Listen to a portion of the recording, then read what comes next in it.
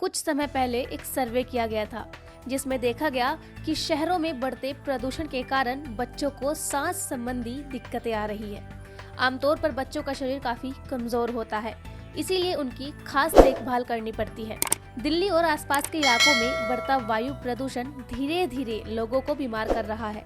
जैसे जैसे प्रदूषण बढ़ रहा है, उसका साफ असर लोगों की सेहत पर दिख रहा है। खास तौर पर ये बच्चों की सेहत पर ज्यादा असर कर रहा है। आइए अब आपको बताते हैं कि इस तरह से बढ़ते प्रदूषण के कारण आपके बच्चों को किस किस तरह की बीमारियां हो सकती हैं। खांसी और सांस संबंधी बीमारियों का शिकार होंगे बच्चे। जी हाँ, गुरुग्राम के पारस चेस्ट इंस्टीट्यूट के HOD डॉक्टर अरुणेश कुमार का कहना है कि सर्दियां शुरू होने के साथ ही दिल्ली की हवा की क्वालिटी हर साल की तरह एक बार फिर बिगड़ना शुरू हो गई है। हाल ही में हुए एक सर्वे में जाना गया कि 75% बच्चे सांस फूलने से पीड़ित हैं।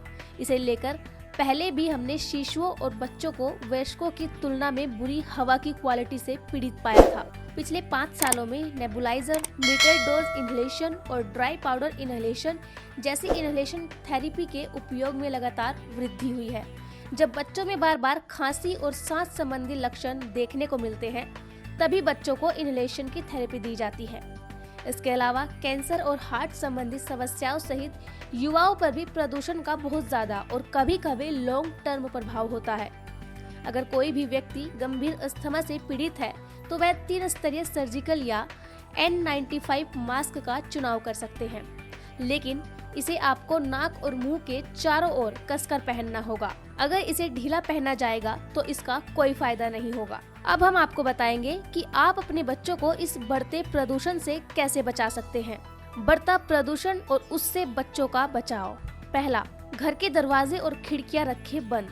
खिड़कियां और दरवाजों से जहरीले प्रदूषक घर में प्रवेश कर जाते हैं, इसीलिए इन्हें बंद रखने की ज्यादा से ज्यादा कोशिश करनी चाहिए। दूसरा, ह्यूमिडिफायर लगाएं। सांस से जुड़ी बीमारियों से परेशान लोगों को डॉक्टर घर में एयर प्यूरिफायर लगाने की सलाह देते हैं। एयर प्यूरिफायर में कई तरह के फिल्टर होते हैं जो कि अशुद्ध हवा को घर से बाहर निकलने में मदद करते हैं। इसके अलावा ये जीवाणुओं को घर से बाहर निकालकर अंदर की हवा को शुद्ध करने का भी कार्य करता है। तीसरा, कम से कम निकले बाहर। छोटे बच्चों और बुजुर्गों को घर से बाहर कम से कम निकलना चाहिए, क्योंकि नवजात शिशु, बच्चों और बुजुर्गों का शरीर कमजोर होता है। बड़े बच्चों को बिना मास्क के बाहर न जाने दें। चौथा, तेज सुगंध वाली चीजों से बच्चों को दूर रखें। परफ्यूम या पेंट जैसी चीजें हवा में हानिकारक कण छोड़ती हैं, जिससे नवजात बच्चों को दूर रखना चाहिए, क्योंकि ये सांस के जरिए फेफड़ों के लिए टॉक्सिक साबित हो सकती है। सब्सक्राइब करें पर्यावरण पोस्ट।